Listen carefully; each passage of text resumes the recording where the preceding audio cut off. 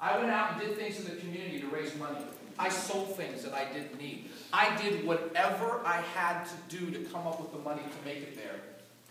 Because George told me, if you don't show up, nobody's going to make it.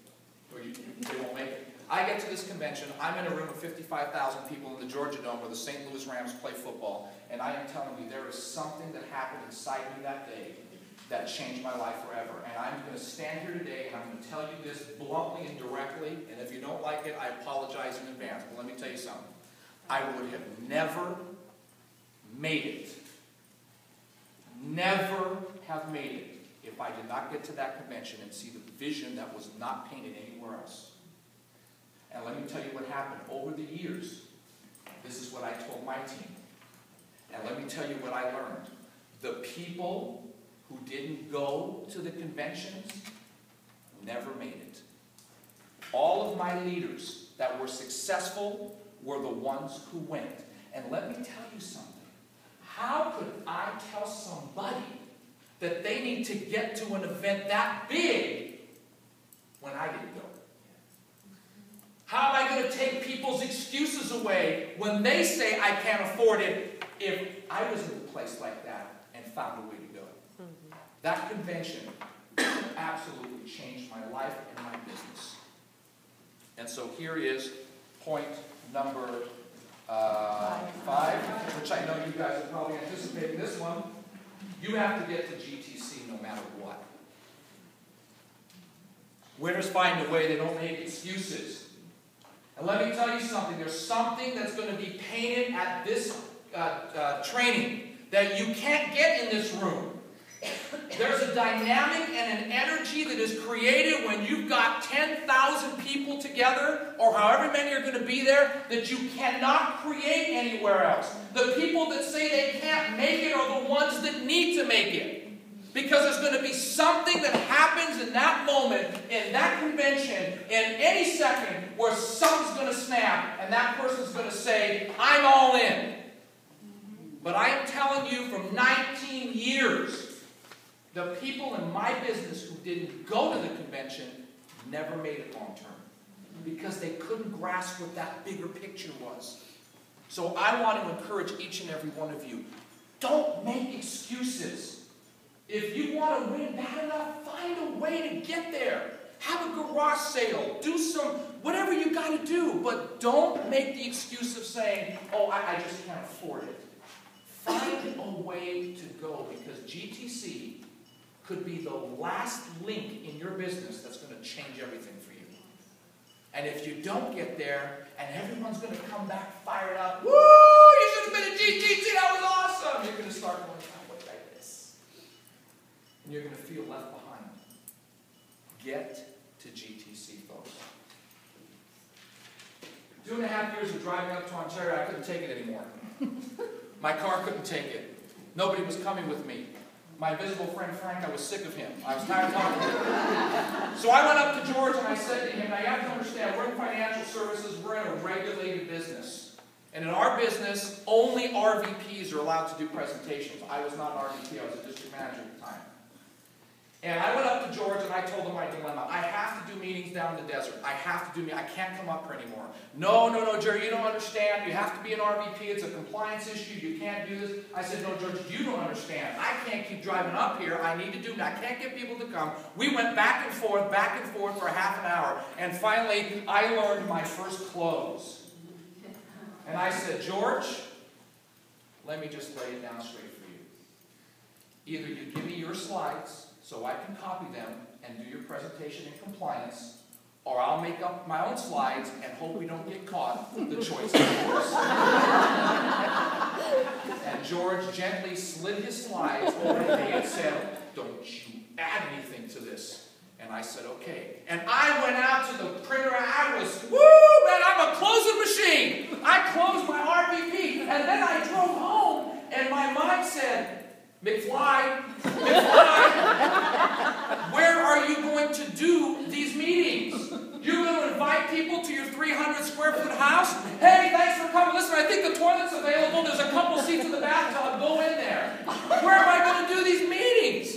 So I got back and I got my team together. I said, we're doing meetings. They looked at me like I had just lost my mind. So we went down to Downey Savings Bank in Palm Desert, and I told them I needed a meeting room. They didn't ask what we did. I didn't tell them, and they gave me a meeting room for free. And when you're broke, free is great. So we signed on for a year. How many Tuesdays are available? All of them. We'll take them for a year. So we signed on for a year. So my first meeting that I decided to do at Downey Savings Bank, I haven't taken this thing out in so many years. I was broke, living in this 300 square foot house, had no food, and yet I had passion. And so I was standing at the door in my only suit that I owned. So let me show you how great I was when I started. Look at that puppy. Look at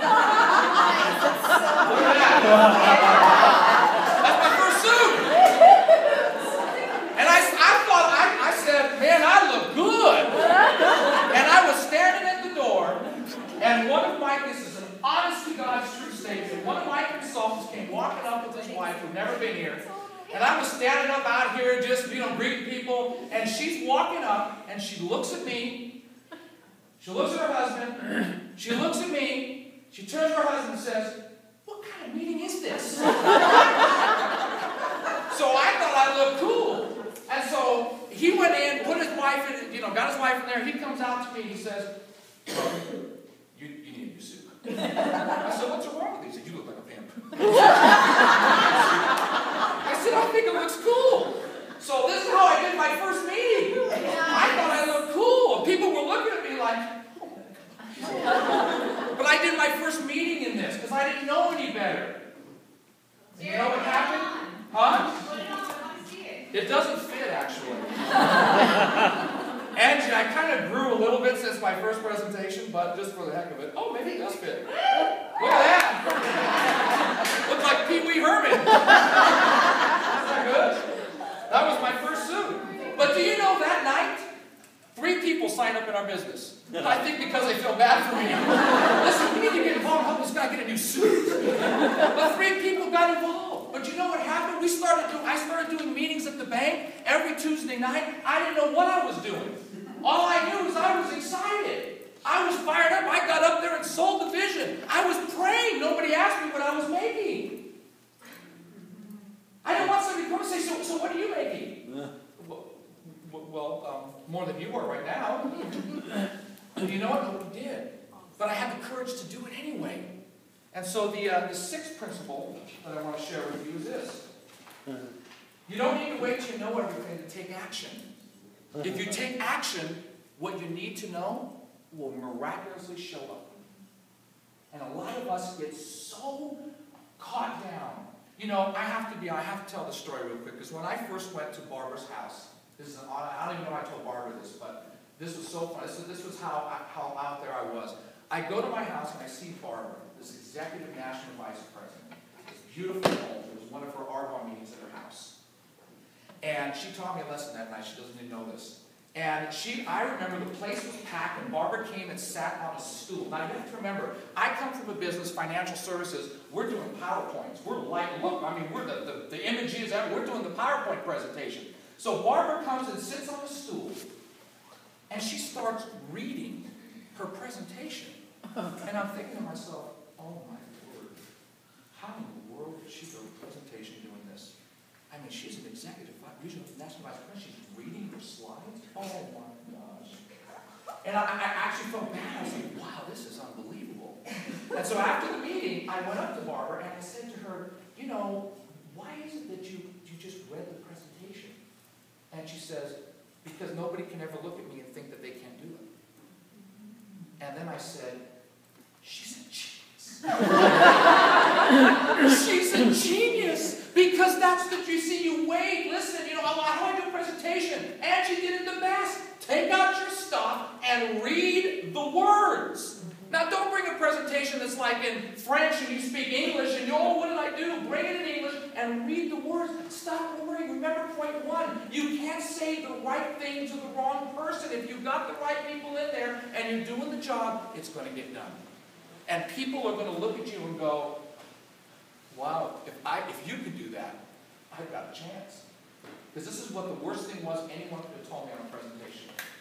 Oh, Jerry, you were awesome.